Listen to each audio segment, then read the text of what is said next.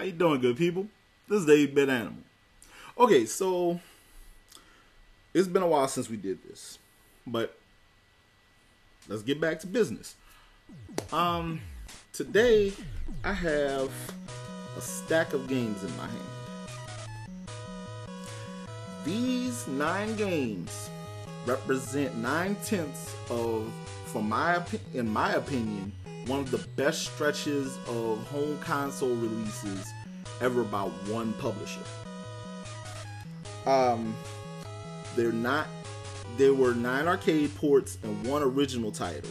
Some of those arcade ports were altered in some way, shape, or form to kind of extend the life of the gameplay, but they all have the same spirit of their arcade counterpart. And they're all from Capcom. Now, I know what you're saying. Capcom's treading water right now. They're struggling. But back in these days, Capcom could do no wrong. It all started out with their first release on the NES. They had been publishing titles on the Famicom, but when Nintendo brought the Famicom to the US, it took a little while for Capcom to jump in. And this was their first title when they jumped in. Commando. Great game. Probably one of the most important overhead run and gun shooters ever made. Second to the arcade version of Ikari Warriors. But as good as this title was, it had its issues. I'm not saying that these titles were all perfect, because they all had their issues here and there.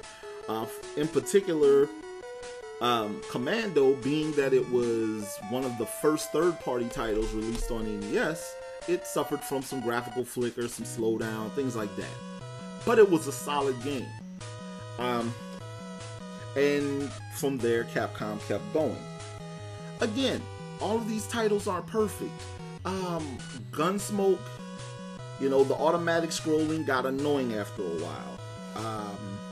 With Section Z, the NES port of Section Z, it was confusing because of the map layout.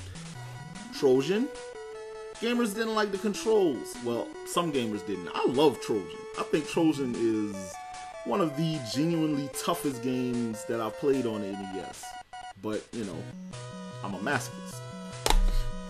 Legendary Wings was beautiful. Anybody say bad about Legendary Wings, we might have a problem, because this port was actually spot on as far as the quality of the game. I'll leave that one for last. They completely revamped Bionic Commando on the NES. But this game is utterly amazing as well. It's such a fun title. 1942, a beautifully simplistic shmup. 1943 takes the good parts of 1942, adds some power-ups to it. It's a blast to play. Ghosts and Goblins. The true test of any old school gamer's mettle. A game that was so ridiculous that when you beat the game the first time, you were told that the entire first game was an illusion set up by Satan and you had to replay it. And you had to have certain weapons to get the true ending, or you'd have to keep replaying it after the second time. But so much fun. And finally, the one original title, completely original, no arcade predecessor of any type, that came out of Capcom between 86 and 88. The original Mega Man. And this game was groundbreaking for a couple different reasons. It was one of the first titles that allowed you to pick your path through the game. It allowed you to take the powers from a boss character. Now, that wasn't necessarily groundbreaking, but it was definitely done beautifully in this title. Music, control, level design, everything was spot on with the original Mega Man. And all 10 of those games. I said 10 because I only have 9. I don't have a copy of Gunsmoke.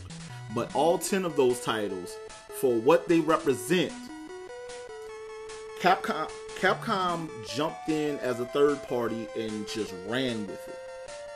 They took what they were good at while working on something new to them, and they ran with it. They tweaked their arcade experiences.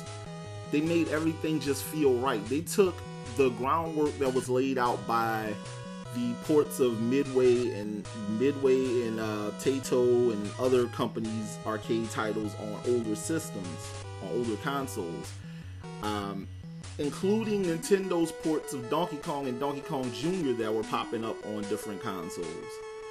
And they took that formula of providing an arcade perfect port and tweaked it just enough to give gamers a truly fulfilling experience. So for that, we salute Capcom for their initial 10 NES releases.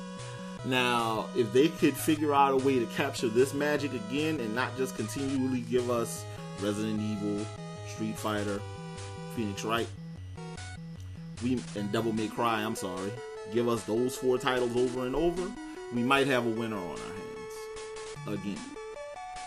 This has been the 8-Bit Animal, and I'll catch you beautiful people next time.